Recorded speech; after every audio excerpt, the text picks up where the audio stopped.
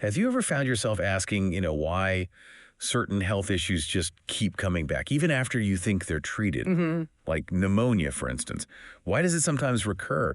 Not just once, but again and again for some people. Right. It seems like it should be straightforward, just an infection, right? But maybe these recurring things are actually signals, clues pointing to something deeper. That's exactly right. It's a great way to think about it. Recurrent pneumonia, it's rarely just random bad luck. Okay. It's more like a message your body's sending. And when we talk about recurrent, we mean multiple episodes happening over time. Right, not just a one-off thing. Precisely. And here's a key point: the location. Does the pneumonia keep hitting the exact same spot in the lung, or does it pop up in different places? That difference gives us really crucial clues about what might be going on underneath. Okay, that's fascinating. So let's unpack that. Let's start with the first scenario. It keeps happening in the same lung lobe. What's usually behind that? Well, when it's consistently in that one spot, very often it points towards some kind of bronchial obstruction. An obstruction, like something's blocked. Exactly. Think of it like a kink in a hose in that part of the lung. It stops things from clearing out properly so infection can settle in easily again and again. Makes sense. And this obstruction, it can be extrinsic, meaning something outside the airway is pressing on it. Okay, like what? Like a new growth, neoplasm, for instance, or maybe swollen lymph nodes, what we call adenopathy. Or the obstruction could be intrinsic. That means something inside the airway itself. What kind of thing? Could be something like bronchiectasis, where the airways are abnormally widened and damaged, or maybe even a foreign body, something inhaled that got stuck. Wow, really? Okay. Now, you mentioned extrinsic causes, a new growth.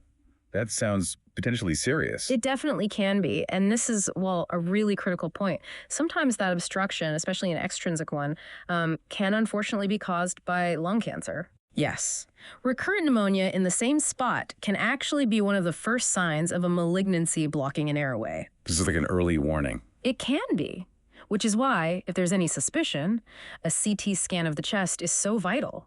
It's a key diagnostic step to investigate properly and, importantly, to rule out or catch something like cancer early.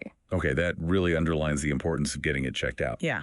What about the other big category you hear about recurrent aspiration, when stuff from the stomach or mouth gets into the lungs? Right, aspiration. That's another major pathway. And the causes for why someone keeps aspirating, they can be quite varied and sometimes unexpected. Such as? Well, first, there's altered consciousness. This could be from, say, seizures or even effects of medications like sedatives, antipsychotics, alcohol, illicit drugs too. Anything that dulls the reflexes. Okay. Then there's dysphagia. That's just the medical term for difficulty swallowing. What causes that? It could be neurological, like after a stroke or an issue with the esophagus itself, how it moves food down. Got it. And here's one people often miss: poor dental hygiene. Really? How does that connect? Well, if your mouth has a lot of bacteria and you aspirate even small amounts, you're basically seeding the lungs with infection. It's a direct route. Huh. Never thought of that. Yeah. And finally, gastroesophageal reflux, or GERD. Stomach acid coming back up can sometimes be inhaled, especially, say, during sleep. Wow, quite a list. It is. And what's interesting about aspiration is, depending on your position when it happens lying down, sitting up, it can actually cause pneumonia in different areas of the lung over time. So that actually leads us perfectly into the next scenario. Exactly. What about when the pneumonia does show up in different lung lobes each time? What does that pattern usually suggest? So when you see pneumonia recurring, but in scattered different locations, it generally points away from a single blockage and more towards broader systemic problems. Issues affecting the whole body. Okay, like what kind of systemic issues? Well, a major category is immunodeficiency. The immune system just isn't fighting off infections effectively. This could be due to conditions like HIV, certain cancers like leukemia, or maybe something called common variable immunodeficiency, CVID, where your body doesn't make enough antibodies. Okay, so a weakened defense system. Exactly. Another group is sinopulmonary diseases. These are chronic conditions that affect both the sinuses and the lungs. Think cystic fibrosis, or conditions affecting the cilia, those tiny hairs that clear mucus. If they don't work properly, infections take hold easily in the lungs and sinuses. That connection makes sense. And one more important point: Not all recurrent lung issues that look like pneumonia are infections.